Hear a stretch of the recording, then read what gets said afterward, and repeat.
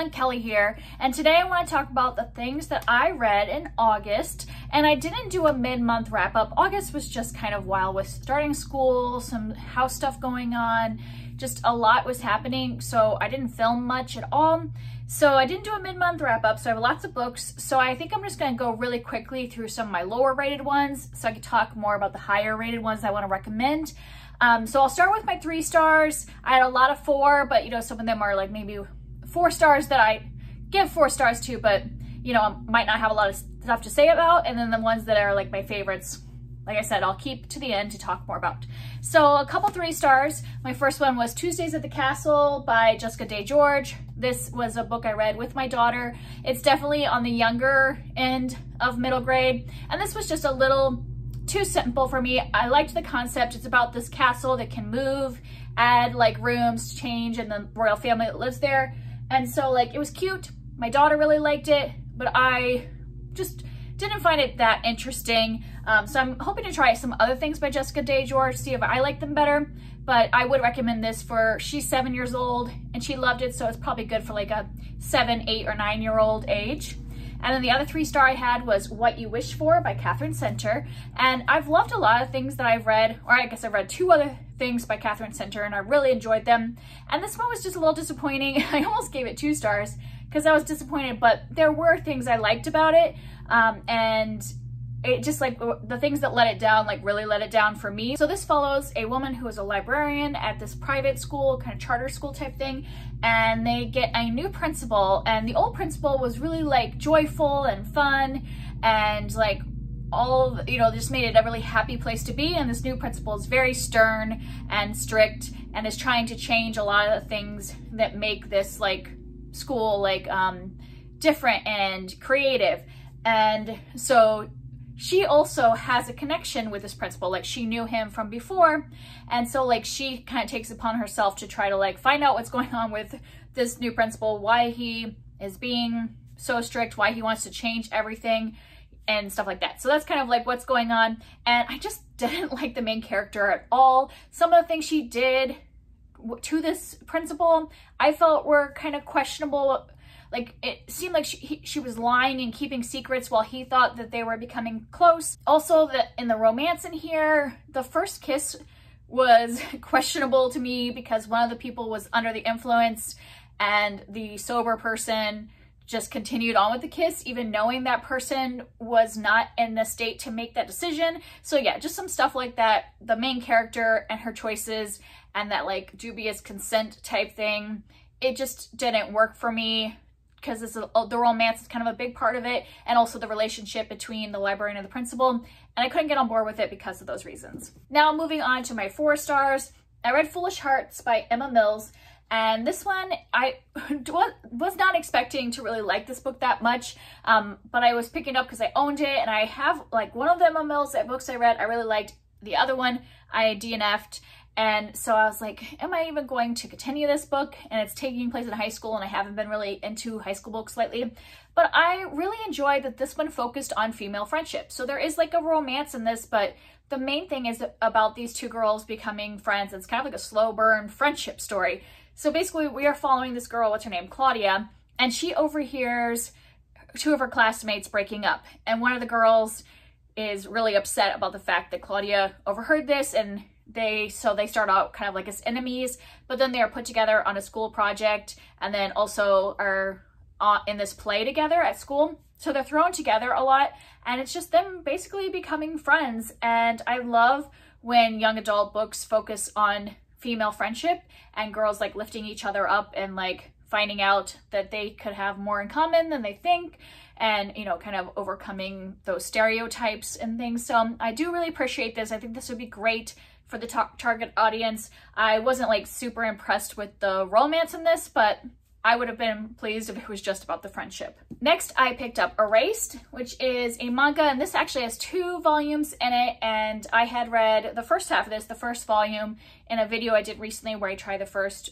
volumes of different manga series, and I was really intrigued by this because it has a very high mystery kind of aspect to it, and wanted to like see what happens, and I did really enjoy this. There are parts of it that kind of like, you know, wasn't as interesting, but it ended off with a bang in the like second volume. And so does the first, like, you know, since there's 2 volumes in here, both volumes end off on a bang. So like, I do want to keep going. And this is following a young man who, we're in present timeline, and he has this like weird thing where he can kind of like, every once in a while, time repeats itself. And then through this like kind of loop that happens, he sees there's somebody that needs saved or something as bad is about to happen, and he can like fix it.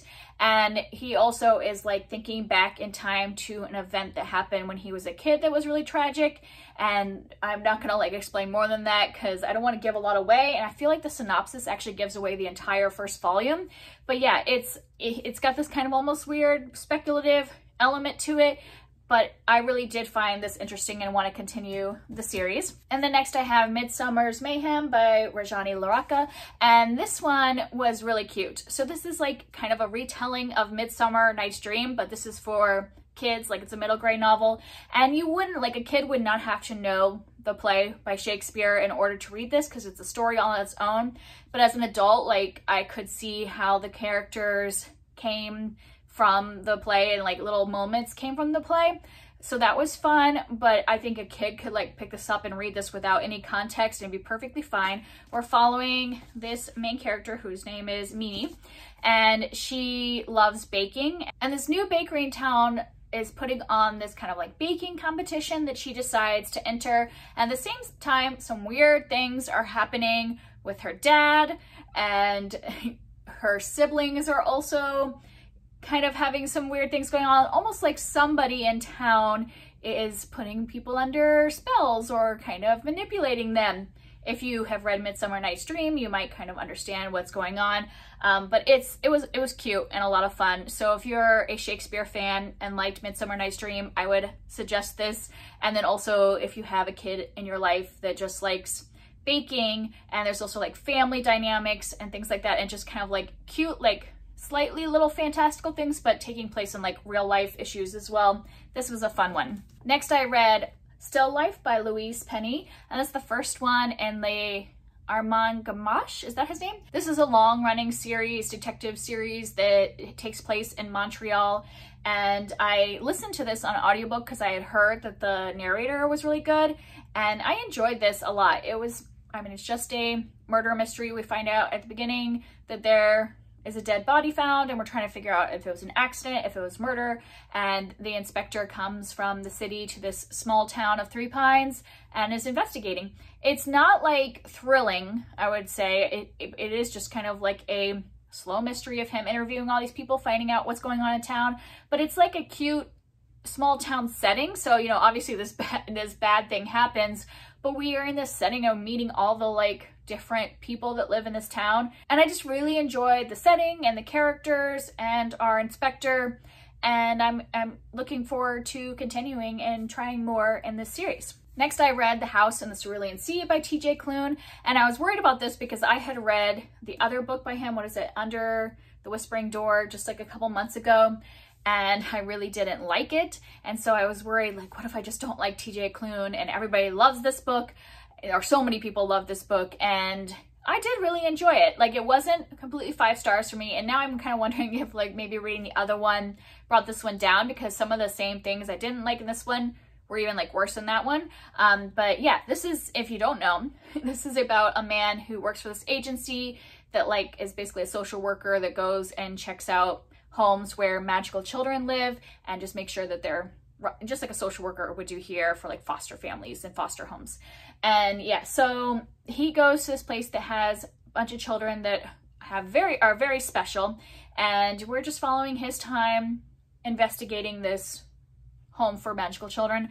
And what I loved about this was all of the characters. Like, I just felt this was very much character focused and learning about all of the children, and I just loved every single one of these children. And I kind of want this to be a movie just so I can like see these children, though I think it would be kind of hard to adapt to screen, but I just love the children. But the thing that makes this book not a 5-star, and the reason I didn't like Under the Whispering Door, I feel like the themes in this really pound you over the head. Like, there's like stuff, especially towards the end, I'm like, okay, I get what you're going for here. I get your themes. You can use a little more subtlety, a little more nuance, but it's like just banging you over the head. And then the epilogue was what like probably was like, okay, this is definitely not 5 stars, because I'm like, I just don't need everything to be pounded in. But yeah, that might just be TJ Klune and his way of writing, but I did really love the characters in this, and I get why so many people love this book. My last 4 stars is Jackalope Wives and Other Stories by T. Kingfisher, and this is just a collection of short stories. Jackalope Wives is the first one, and several of these she had won awards for, like the Nebula and the Hugo Award, and yeah, they are super interesting.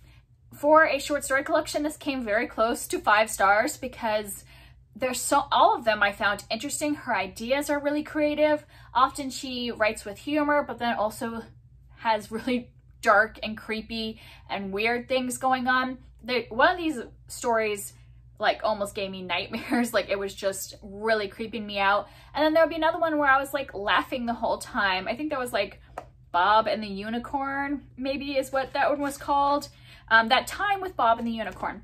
And it goes back and forth between dark and creepy and funny and, you know, like very creative stories. So I would highly recommend checking out her short stories, even if you don't get the whole collection. I think some of these can be, you know, read individually.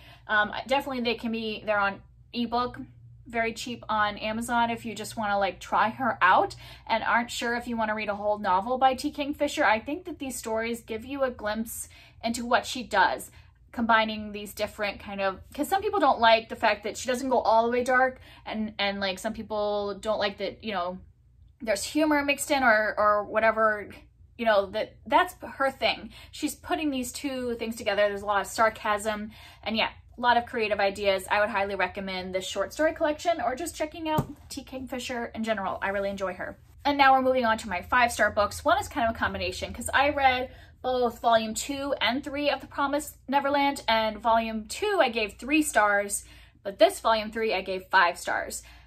And this one I can't, you know, obviously tell you what happens in these like second and third volumes, but the beginning concept of this is there's these group of children that are living in an orphanage, and you know, something happens and it turns out like maybe there's something more sinister going on. And that's all I want to give you for a basic plot, because I think the first one is very surprising. And then the second volume, it just felt very stagnant, like we weren't getting anything new really.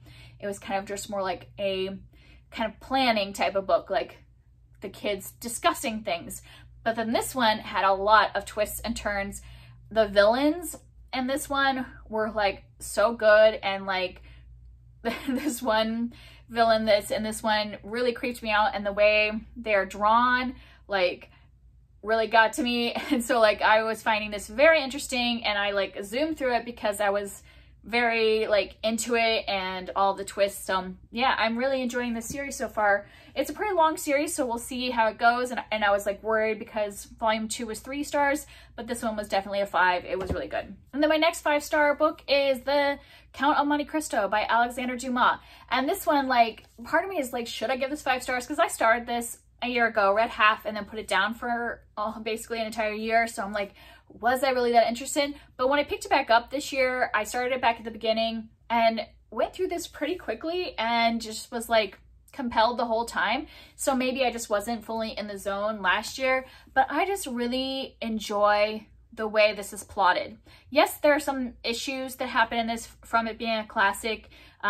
There is racism and some other things that I wouldn't like fully be on board with. And like, you know, I thought about it, should I bring it down because of those things?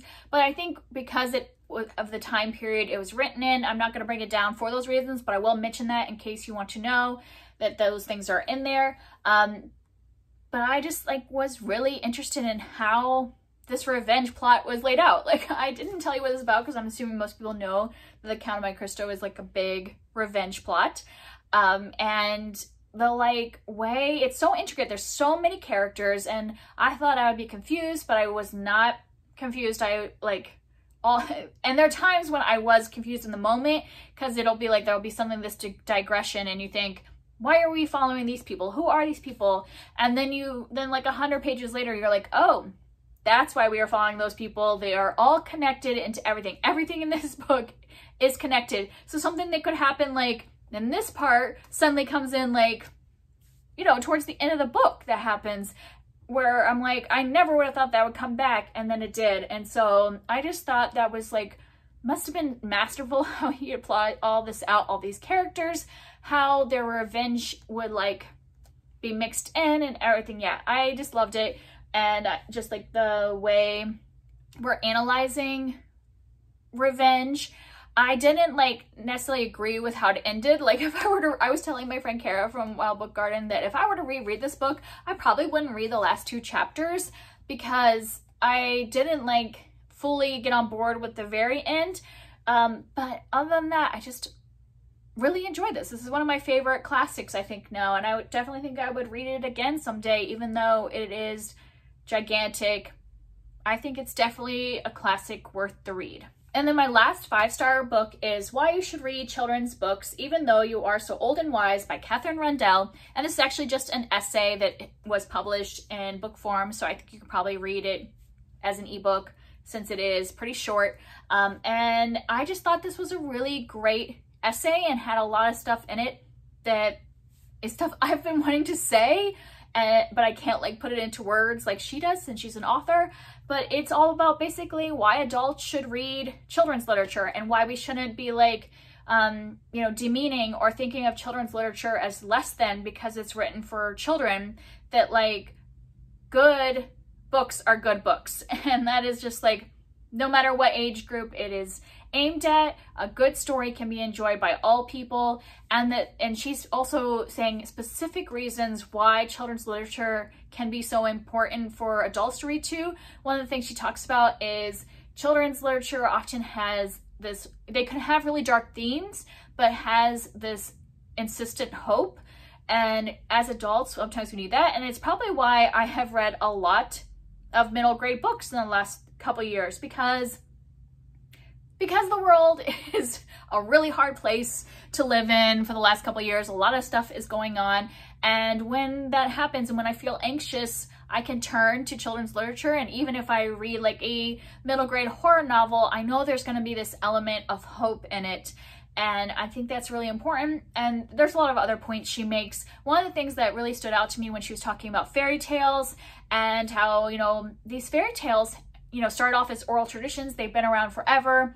And even though they were told to kids, they are so universal for all of us. And the fact that they have lasted so long, it's because they have these universal tropes and stereotypes, but they're like part of the human condition. And it makes sense of why we still are reading fairy tales or fairy tale retellings nowadays, that even though these stories have been around and that these stories have appeared in different civilizations, like people that lived in different parts of the globe could all have like a Cinderella story, because it's just like part of human nature to create a story like that. So these same similar stories show up all in civilizations all over the world because they are so like essential to our human spirit.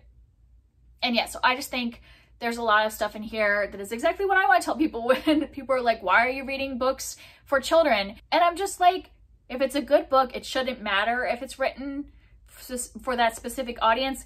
If it is a good story, if it's good characters, if it's something that appeals to you, you should be able to read it no matter what. Like it can be a picture book or a middle grade novel or a young adult book, whatever. If it appeals to you, then you should read it, and people shouldn't judge you for reading it because you should just be reading what you enjoy and what you need in the moment. So yeah, that's it for me, the things that I read in August. So it was a pretty good month of like mostly 4 and 5 star books. Some new favorites. I would say these two are new favorites that I would be rereading. I definitely want to reread this essay and annotate it and probably like talk about it some more during middle grade March or things like that to bring it back up at those times when we're reading a lot of middle grade.